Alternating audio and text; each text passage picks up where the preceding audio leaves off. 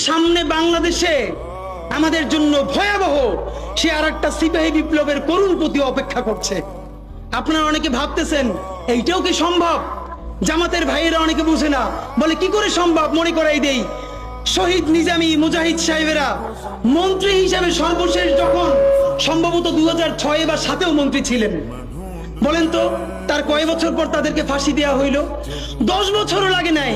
Running ফুল মন্ত্রী ছিল, লক্ষ লক্ষ মানুষ তাদের সাথে ছিল, তাদের মন্ত্রণালয়ে একটা পয়সার দুর্নীতি বের করতে পারে নাই। 10 বছরের মধ্যে মন্ত্রিত্বের পর তাদেরকে ফাঁসি দেওয়া শুধু হয় নাই, তাদের সন্তানরা তাদের জানাজাটা পর্যন্ত পড়তে পারে নাই। সংখ্যা দিয়ে হয় না ভাই, কোটি কোটি মানুষ দিয়ে সবকিছু হয় না। আজকে আপনারা প্রথম আলোর বিরুদ্ধে বলেন, এই যে আসার সময় বলতেছিলাম শায়েক রে, প্রথম আলোর প্যারালাল কাছাকাছি একটা পত্রিকা কি আমরা দাঁড় করাইতে পারছি? অনেকে বলে আমার দেশের কথা, আজকে শুধু বলি, পরশু জানলাম প্রথম আলোর 10 ভাগের 1 ভাগ বিনিয়োগ এবং আর্থিক সংগতি আমার দেশের নাই।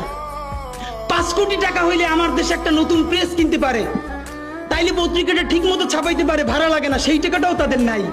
ভাই, ভালোবাসা দিয়া পয়সার কাজ হয় না। 50,000 টাকা যে এই লোকটার স্যালারি, এই কাজ যদি 20,000 টাকা দিয়ে করাইতে চান, কোনদিন 50,000 টাকা রিপোর্ট এবং স্কিল আপনি পাবেন না।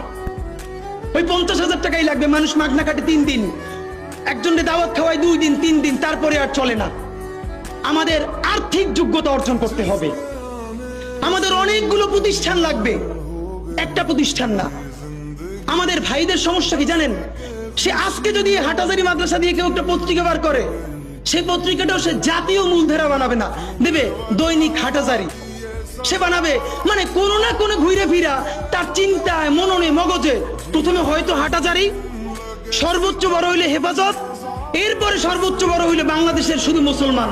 ভাইরা, এই মুসলমানের বাইরের যে জনগোষ্ঠী, সেটা কি আপনার না?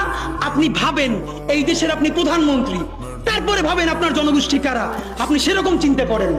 সুতরাং আমি কথায় অনেক ভুল ভ্রান্তি বলতে পারি, কিন্তু বিশ্বাস করেন আমার কলিজা চিল্লেও আপনারা শুধু যেটা পাবেন সেটা হইল আমি চক্ষু বন্ধ করে দেখতে পাই। আমরা যদি যোগ্যতা নিয়ে 5-10 বছরের মধ্যে দাঁড়াইতে না পারি, এই ভিডিও, এই ছবি, এই শহীদ পরিবার, এই আহত, এদের জীবন তো শেষ। এদের পরবর্তী জেনারেশনকে পর্যন্ত কি ভয়ানক গণহত্যার শিকার হইতে হবে আমরা চিন্তাও করতে পারতেছি না। সুতরাং বাংলাদেশের স্বাধীনতা, সার্বভৌমত্ব, বাংলাদেশের ইসলাম এবং মুসলমানকে বাঁচাইতে হইলে আমাদেরকে তুমুল যোগ্যতা অর্জন করতে হবে।